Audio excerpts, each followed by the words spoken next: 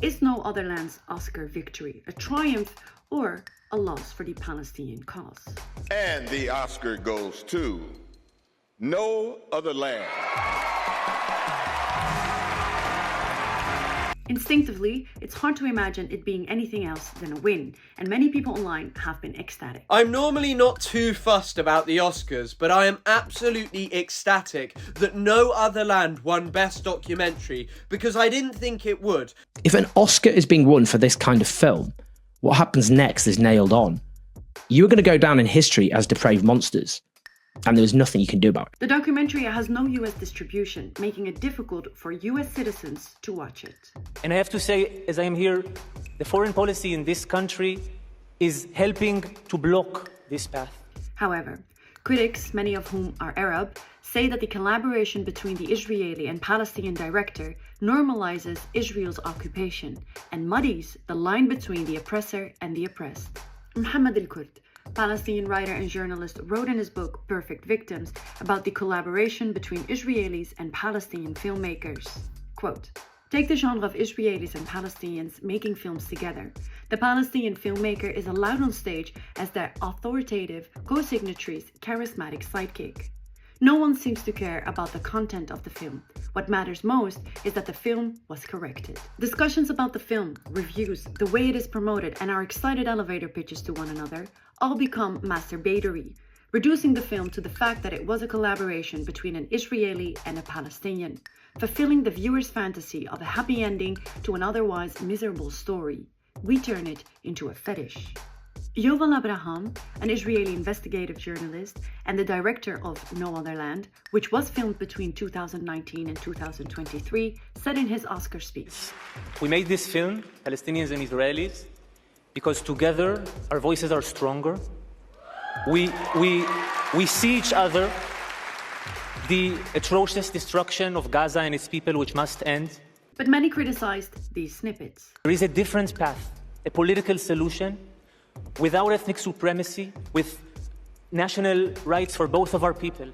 The Israeli hostages, brutally taken in the crime of October 7th, which must be freed. Palestinian singer and rapper Saint Levant shared this in his Instagram story. Quote, the fact the Israeli guy is up on stage talking about 7th of October is just wrong. It makes it seem like the way we will be liberated is by holding hands with our colonizers, which is called normalisation. And Israelis want you to believe that we just need to love each other, understand each other, and everything will be alright.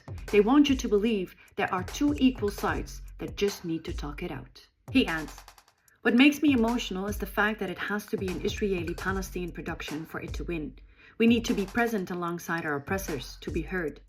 We need to be shepherded onto the stage by the same people who have colonized us for 100 years in order to be seen as humans. Yuval has done investigative journalism work that exposed Lavender, an AI targeting system used by the Israeli military to kill Palestinians in Gaza, and more recently, the deep ties between the Israeli army and Microsoft. Yuval was also enlisted for the Israeli military, but after a week in training, he refused to serve for political and personal reasons and decided to leave the army. Israeli laws entrench Zionism or Jewish supremacy through various measures, from material manifestations like home demolitions, military occupation, and sieges, to legal restriction through checkpoints for only Palestinians, and the law of return, which applies only to Israelis and allows any Jew to become a citizen of Israel, even if they have never been to Israel before or have one grandparent being Jewish. Critics argue that living in Israel and benefiting from this preferential treatment, as Yuval does, normalizes that you live on occupied land and receive the benefits of differential treatment. And now some of you might be thinking, do you believe that Israel has a right to exist? Israel does exist. Israel is a recognized member of the United Nations.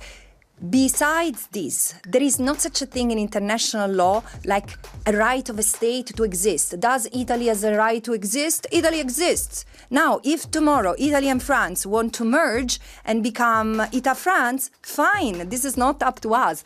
What is enshrined in international law is the right of a people to exist. Yuval also said in his speech, when I look at Basel, I see my brother, but we are unequal. We live in a regime where I am free under civilian law and Bassel is under military laws that destroy his life and he cannot control. Which is a fact. The question is whether Palestinians can stand on their own and have the atrocities against them taken seriously without an Israeli besides them, making their voice more palatable to the West. About 2 months ago, I became a father, and my hope to my daughter that she will not have to live the same life I'm living now, always fearing